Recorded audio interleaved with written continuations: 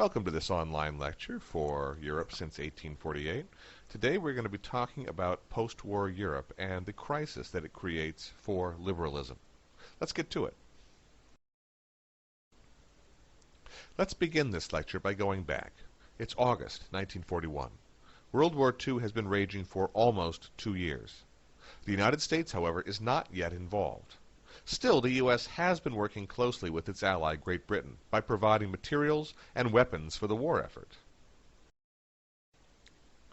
So in August of 1941, President Roosevelt will meet with the British Prime Minister, Winston Churchill, and they are going to hammer out an agreement on what they think the post-war world should look like. That agreement is known as the Atlantic Charter, and it provides several goals for the post-war world. One of those goals is that the war should not result in any seizure of territory. There was a great deal of concern that World War I had ended by, forcing Germany to give up territory to its neighbors. Austria had given up territory to its neighbors. So had Russia. And there was concern that this had in fact created resentment that had ultimately led to World War II.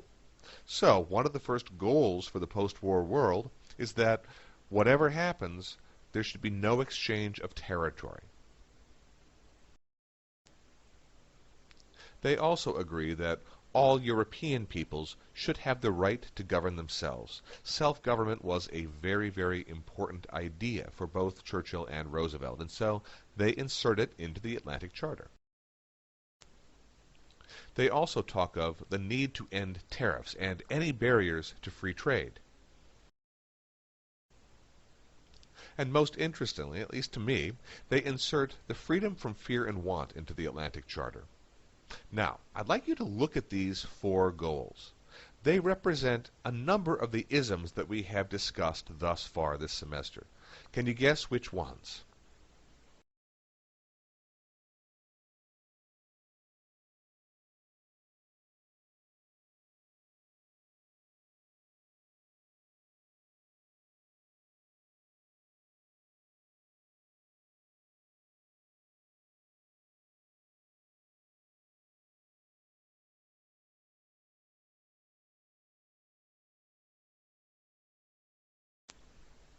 The fourth goal, however, looks a lot like socialism to me. Now, the U.S. and Britain view a post-war world that is dominated by both freedom, we see that with self-government and free trade, as well as by active efforts to assist the poor. So it's a mixture of liberalism and socialism. So now let's look at how closely does the post-war reality reflect this vision. Not very well. Let's look at the first one, no seizure of territory. After World War II, Poland was moved westward into what had always been German territory. In fact, the Prussian heartland was now no longer German, but it was now part of Poland. What about self-government? By 1946, the Iron Curtain made it clear that this was not going to be a reality in Eastern Europe. The Soviet Union quickly set up satellite communist governments loyal only to Russia in Eastern Europe.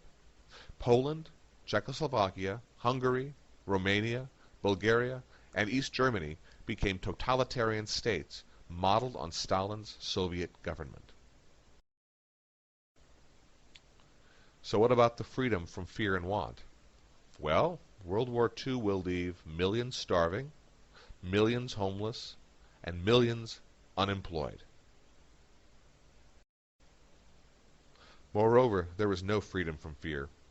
The explosion of the first atomic bomb in 1945, as well as the Soviet detonation of a bomb 4 years later in 1949, put the world on the brink of war once again.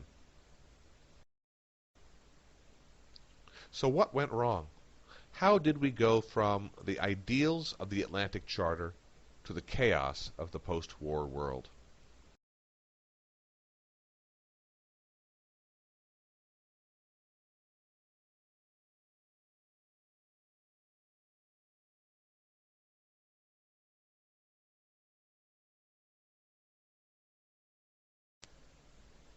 Six million of them were Germans.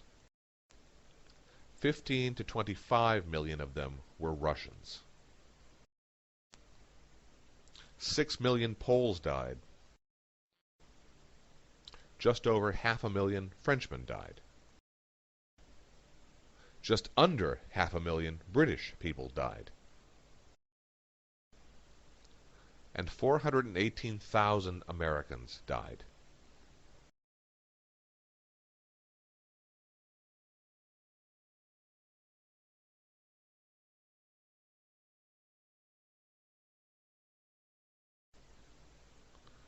Moreover, millions of refugees found themselves without homes or even without homelands. Germans, for example, living in Czechoslovakia, Poland, and the Soviet Union, were expelled and forced to move west.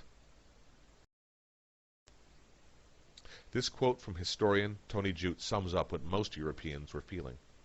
For most Europeans, World War II was experienced not as a war of movement and battle, but as a daily degradation, in the course of which men and women were betrayed and humiliated, forced into daily acts of petty crime and self-abasement, in which everyone lost something, and many lost everything.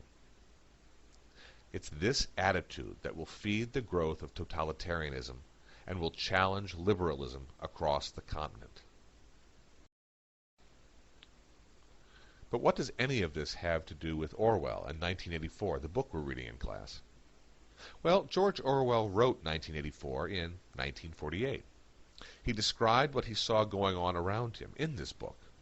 It's important, however, for us to realize that he was not just criticizing Soviet totalitarianism. Clearly, the Soviet example was influential in the book. However, they were not the only ones to blame for what happens in 1984.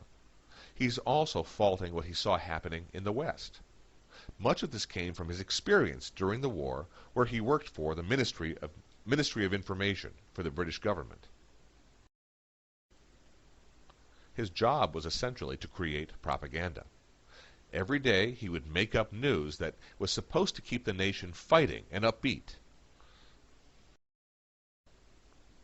Moreover, Orwell saw on a daily basis the destruction of the war. London had been hit hard from German bombing. There was a lot of damage, much like the damage he describes in the novel. The war was also an economic catastrophe. There were shortages of everything, and many people were starving. Finally, the war created big government. Remember, total war means marshaling every resource to ensure victory. That takes a powerful government that controls the economy, information, etc.